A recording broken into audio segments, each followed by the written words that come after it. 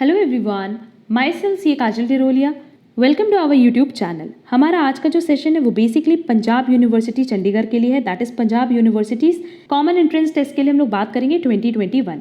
अब देखो form fill करने की डेट तो निकल गई है, बट जो एग्जाम की डेट है वो इन्होंने पोस्टपोन करके 27 जून कर दी है।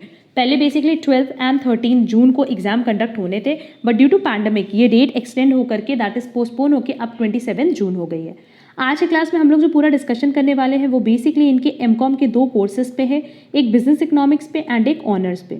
बेसिकली अगर पंजाब यूनिवर्सिटी की बात करें, ये 4 फील्ड में स्पेशलाइजेशन प्रोवाइड करती है रिलेटेड टू एमकॉम, बट हमारा डिस्कशन पूरा होगा बिजनेस इकोनॉमिक्स एंड ऑनर्स पे। अब अगर Punjab university common entrance test की बात करें तो बेसिकली ये स्टेट लेवल टेस्ट है जो बेसिकली पंजाब यूनिवर्सिटी कंडक्ट कराती है। क्लियर?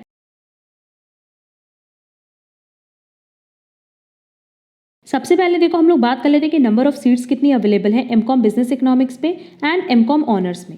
अगर एमकॉम बिजनेस इकोनॉमिक्स की बात करें तो ओवरऑल 80 सीट्स अवेलेबल है एंड एमकॉम ऑनर्स के लिए सिर्फ 27 सीट्स अवेलेबल है। नंबर ऑफ सीट्स सिर्फ इतनी ही अवेलेबल है ओवरऑल सारी कैटेगरीज मिला करके।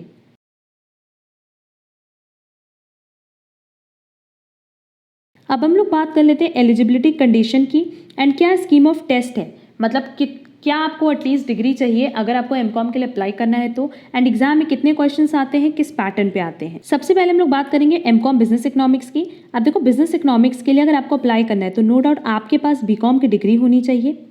क्लियर? या आपके पास किसी भी और डिसिप्लिन में पोस्ट ग्रेजुएशन की डिग्री होनी चाहिए, बट एटलीस्ट 50% मार्क्स आपने वहाँ पे गेन किया हो। क्लियर? तो इस केस में आप एलिजिबल माने जाओगे अगर आपको एमकॉम बिजनेस इकोनॉमिक्स के लिए अप्लाई करना है तो। स्कीम ऑफ टेस्ट की बात करें तो 75 एमसीक्यूज एग्जाम में पूछते हैं।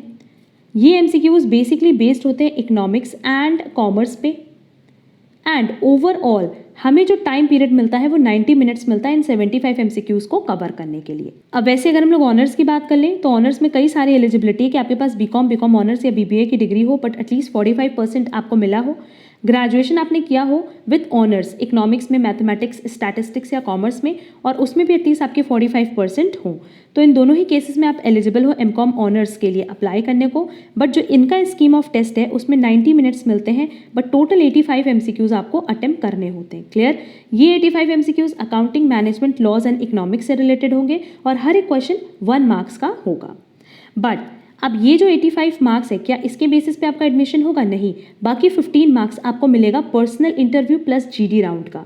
तो वही चीज़ लिखा है कि 7.5% and 7.5% GD round and personal interview से रिलेटेड है, और उसका 15 मार्क्स भी बहुत रेलेवेंट है क्योंकि ये दोनों मिला करके आपको जज किया जाएगा, आपको एडमिशन मिलेगा। क्लियर? नोट में आप देखोगे ना तो ये दोनों पॉइंट आपके लिए रेलेवेंट है क्योंकि इसमें कह रहा है कि जीडी एंड पर्सनल इंटरव्यू में जितने स्टूडेंट्स को बुलाया जाता है क्या सबका एडमिशन हो जाता है? नहीं। अगर 27 सीट्स अवेलेबल है जैसा ऊपर बताया था तो उसका 8 टाइम्स स्टूडेंट्स को कॉल किया जाता है और उनमें से सिलेक्शन होता है। क्लियर? एंड अगर आपने GD round and personal interview नहीं अटेंड किया तो आपका कैंडिडेचर कैंसिल कर दिया जाएगा।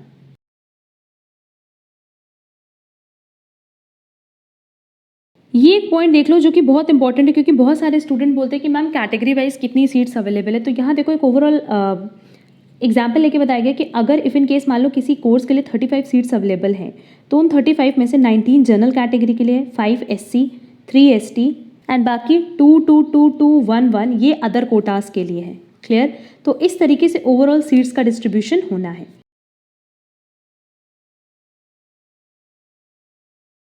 देखो फर्स्ट पॉइंट लिखा है the result of the entrance test shall इस्पो facto not entitle a candidate to get admission in an institution or department, centre, college concerned where he or she intends to seek admission. It will be responsibility of the candidate to make sure about his or her eligibility and fulfillment of such other condition as may be prescribed for admission in the rules and regulations of university or institution concerned. आप जैसे basically हमने बताया कि आपको MCom honours के लिए अगर आप बीकॉम की आपके पास डिग्री है तो कम से कम आपके पास 45% होना चाहिए। अगर आपने 40% होने पे भी फॉर्म अप्लाई किया है तो नो डाउट उस केस में इंस्टीट्यूट की, यूनिवर्सिटी की कोई रिस्पॉन्सिबिलिटी नहीं है, गलती आपकी और आपकी कैंडिडेचर को कैंसिल कर दिया जाएगा। क्लियर? तो यही चीज़ बताया गया है कि जो ये बेसिकली हैंडबुक है और प्रोस्पेक्टस है जिससे बेसिकली हम सारे पॉइंट्स डिस्कस कर रहे हैं, इसको आप अच्छे से रीड करना एंड देन फॉर्म फिल करना। नेक्स्ट बता रहा था entrance test will be conducted at, no doubt वो हमेशा चंडीगढ़ पे कंडक्ट होगा एंड रीजनल सेंटर पड़ेंगे उसके Hoshiarpur, Ludhiana and Muktsar on the scheduled dates, और शेड्यूल्ड डेट्स क्या है एमकॉम के लिए 27 जून। Now, a candidate desirous of taking entrance test should submit his or her fees in any branch of State Bank of India using website generated challan or through online payment mode latest by 21 मई। तो ये तो no doubt सबने fill कर ही दिया होगा। अच्छा, अब देखो अब यूनिवर्सिटी ने एक और आपको ऑप्शन दिया है कि अगर किसी का फॉर्म प्रॉपर फिल नहीं है, किसी ने फीस नहीं पे की है, किसी ने प्रॉपर फोटो सिग्नेचर अपलोड नहीं किए, तो वो भी अब आप कर सकते हो। क्लियर। बट जो भी फीस आपने दी है फॉर PUCET PG 2021, एक बार आपने पे कर दिया तो वो किसी भी तरीके से आपको रिटर्न नहीं की जाएगी। क्लियर। नेक्स्ट एक सबसे इंपॉर्टेंट पॉइंट देखो, लिखा है कि in case objective type question paper आपको OMR आंसर शीट मिलेगी। क्लियर, जिसपे आपको सर्कल करना होगा। एंड एंट्रेंस टेस्ट सिर्फ और सिर्फ इंग्लिश लैंग्वेज में होगा और किसी भी अदर लैंग्वेज में एंट्रेंस टेस्ट कंडक्ट नहीं किया जाएगा।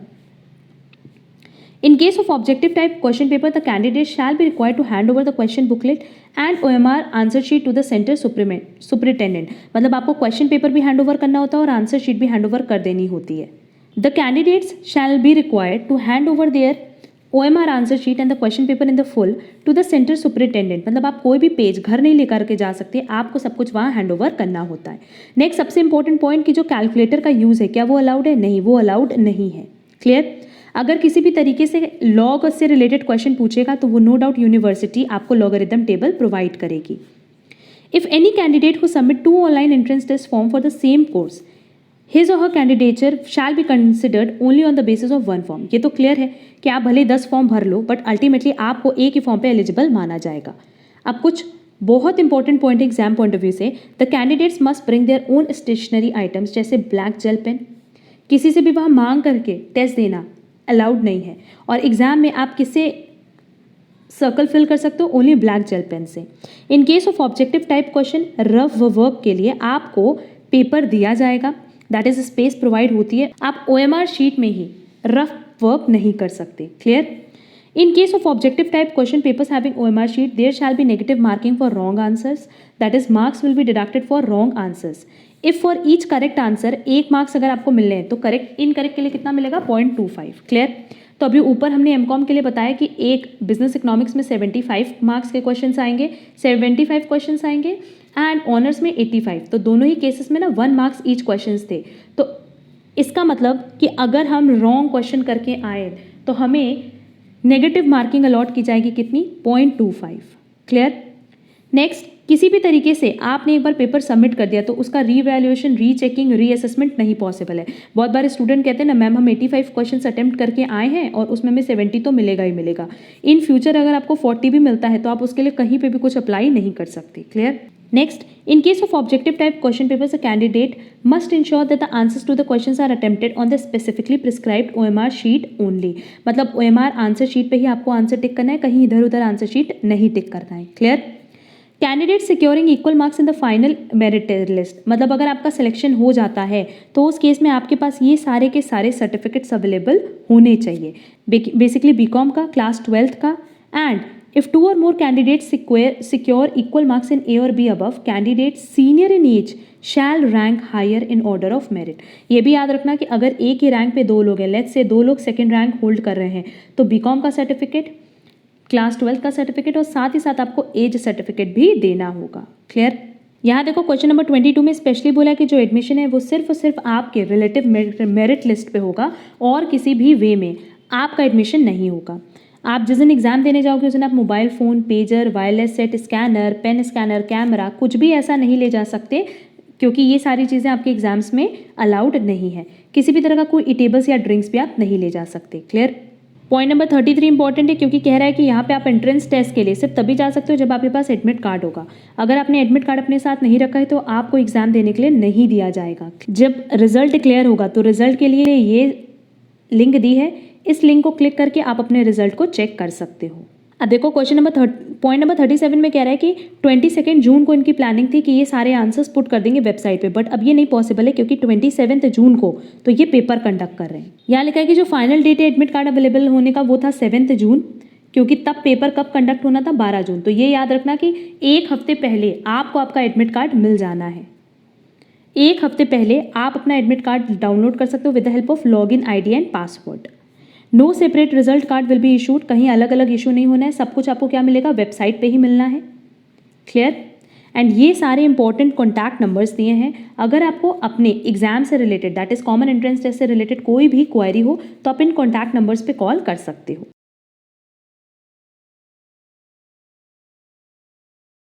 अब देखो यहाँ पे एडमिशन प्रोसेस के बारे में बता रहा है, तो एडमिशन प्रोसेस हम लोग तब डिस्कस करेंगे जब हमारा एग्जाम क्लियर हो जाएगा। अभी इस पे डिस्कशन करने का कोई बेनिफिट नहीं है।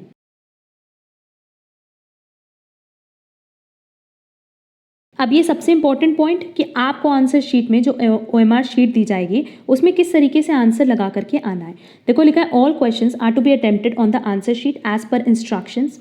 The answer sheet is design for computer evaluation, क्योंकि आपको इस तरीके से सर्कल भरना होता है ना, क्योंकि कोई पर्सन उसको चेक नहीं करता, उसको कंप्यूटर चेक करता है। और ये सही तरीका है आंसर टिक करने का।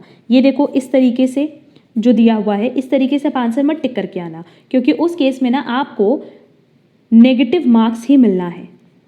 तो आपके लिए सही तरीका क्या है कि जो भी आंसर सही होगा उसको पूरी तरीके से ब्लैक जेल पेन से फिल कर देना। क्लियर। यहाँ लिखा भी है कि आंसर टिक करने के लिए सिर्फ ब्लैक जेल पेन यूज़ करना, क्योंकि जब कंप्यूटराइज्ड वे में वो चेक होता है ना तो वो ब्लैक कलर को ईजिली रिकॉग्नाइज कर पाता है। Clear. If you do not want to answer any question, कोई दिक्कत नहीं है, आप उसको फिल ही मत करो। नेक्स्ट, आपको अपना रोल नंबर लिखना होता है आंसर शीट पे। जो क्वेश्चन बुकलेट में दिया रहता है वही आंसर शीट में आपको अपना रोल नंबर लिखना होता है। कैलकुलेटर तो अलाउड नहीं है और रफ वर्क के लिए आपको अलग से स्पेस दी रहती है। क्लियर। अब यहाँ देखो लिखा है penalty for wrong answers that is negative marking will be applied, that is marks will be deducted for wrong answer. If for each correct answer 1 marks मिलेगा तो नेगेटिव मार्किंग कितनी है 0.25। तो आपको बेसिकली 3 मार्क्स मिलेंगे PQR, P करेक्ट के लिए that is 1 marks, Q wrong के लिए दैट इज 0.25 और R मतलब जो आपने अटेम्प्ट नहीं किया है। क्लियर। और फाइनल स्कोर कैसे होगा, final score basically correct answer minus incorrect answer जो होगा उसको टोटल करके आपका फाइनल स्कोर बनेगा। क्लियर। जैसे लेट्स से आपने 75 क्वेश्चंस अटेम्प्ट किए जिसमें से 4 क्वेश्चंस आपके रॉन्ग हैं, तो 71 जो करेक्ट है इंटू 1, 70 मार्क्स आपका करेक्ट है, 71 मार्क्स करेक्ट है, और 4 क्वेश्चंस जो गलत है उसके लिए आपको 0.25 की पेनाल्टी है दैट इज 1 मार्क्स की। तो ओवरऑल आपका फाइनल स्कोर कितना बना 70 का। तो ये होपफुली आपको समझ आया होगा। ये हमें एक बेसिकली एग्जाम पैटर्न डिस्कस करना था, वो हमने डिस्कस कर लिया है। और अब हम ये बता दें कि एमकॉम से रिलेटेड चाहे वो बिजनेस इकोनॉमिक्स हो चाहे वो एमकॉम ऑनर्स हो, हम सबका पेपर डिस्कस करने वाले हैं। 2019 से क्वेश्चन पेपर हम डिस्कशन स्टार्ट करेंगे एंड अप टू 2016 का क्वेश्चन पेपर हम डिस्कस करेंगे।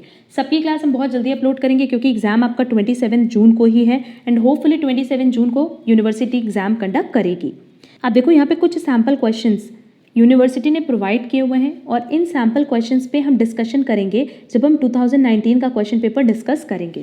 तो ओवरऑल आपको आइडिया मिल जाएगा कि एग्जाम में किस पैटर्न पे क्वेश्चंस आते हैं। बस इतना याद रखना कि अगर बिजनेस इकोनॉमिक्स के लिए अप्लाई किया है तो आपको इकोनॉमिक्स पे एंड कॉमर्स पे फोकस करना है एंड ऑनर्स के लिए हमने अलग अलग सब्जेक्ट्स बताए हैं। ओवरऑल देखा जाए कि अगर हम एमकॉम बिजनेस इकोनॉमिक्स की बात करें तो ये MCQs पूछेगा।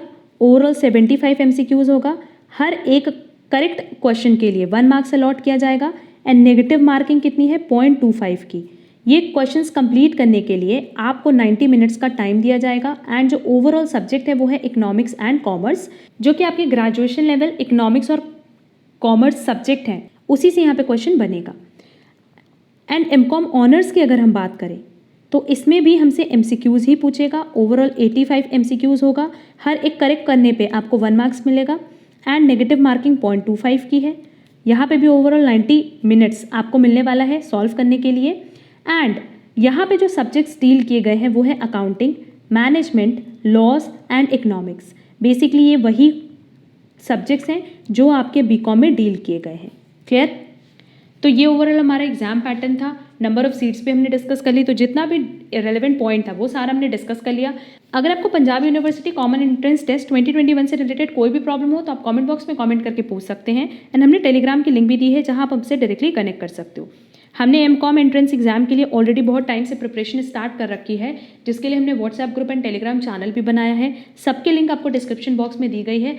क्योंकि सारे यूनिवर्सिटी का ऑलमोस्ट पैटर्न सेम है, तो हमारा ये सजेशन होता है कि आप अपनी यूनिवर्सिटी के साथ साथ बाकी यूनिवर्सिटीज़ के लिए भी पास्ट ईयर क्वेश्चन पेपर जो है वो सॉल्व कर लो और हम सब्जेक्ट वाइज MCQs अपलोड करे हैं वो भी आप प्रॉपरली कवर करके जाओ सो दैट आपका एग्जाम में सिलेक्शन बहुत ही ईजिली हो पाए। अगर हम प्रिपरेशन पैटर्न की बात करें तो आपको अलग से किसी भी बुक की कोई रिक्वायरमेंट नहीं है। जो आपकी बीकॉम की बुक्स थी वो सफिशिएंट है, और साथ ही साथ जो पास्ट ईयर पेपर्स हम डिस्कस करेंगे 5 to 6 ईयर्स का, प्लस जो भी हम एमसीक्यूज अपलोड कर रहे हैं रेलेवेंट सब्जेक्ट्स पे, वो सफिशिएंट है एग्जाम क्रैक करने के लिए। अगर आप इसको लेके रेगुलर हो तो बहुत ही ईजिली आप अपने एग्जाम क्रैक कर पाओगे। अलग से मार्केट से कोई भी बुक परचेज करने की ज़रूरत नहीं है। क्लियर? अगर आप हमारे चैनल पे नए हो तो चैनल सब्सक्राइब जरूर कर देना, सो दैट जो हम पास्ट ईयर पेपर डिस्कस करेंगे, साथ ही साथ जो एमसीक्यूज डिस्कस करेंगे रेलेवेंट सब्जेक्ट्स पे, उनकी नोटिफिकेशन आपको टाइमली मिल पाए। एंड कोई भी डाउट हो आप कमेंट बॉक्स में कमेंट करके पूछना, हम आपका डाउट क्लियर कर देंगे। जहाँ हम लोग Punjab university common entrance test के पास्ट ईयर क्वेश्चन पेपर पे डिस्कशन करने वाले हैं। एंड हम एमकॉम के दोनों ही एरिया में डिस्कशन करेंगे, चाहे वो बिजनेस इकोनॉमिक्स हो चाहे वो ऑनर्स हो। क्लियर? आज की क्लास हम यही कंप्लीट कर रहे हैं। हम लोग मिलेंगे हमारी नेक्स्ट क्लास में। Thank you so much.